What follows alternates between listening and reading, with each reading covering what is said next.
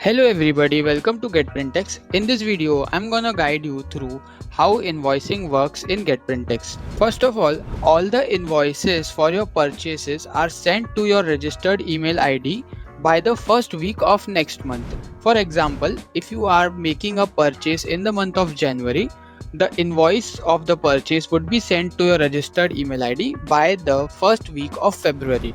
But if you want access to the invoice portal and live invoices, then there is an option on the Getprintx. On the dashboard, just visit the invoice option and here are the steps to get access of the invoice portal. So these are the steps you have to follow and you have to send an email from your registered email ID to our accounts team, the email ID for which is account@getprintx.com. So I'll just guide you through. You just have to open the mail, type here account@getprintx.com. In subject, you have to add request for invoice access along with all these details such as merchant name, your email ID, contact number and GST if it's applicable. Once you send all the details, after 24 to 48 hours, you will get an email from Access Lavish portal name. There would be a link to access your invoice portal where you can view your live invoices all together in one place. So after clicking on the link, you will be redirected to the invoice portal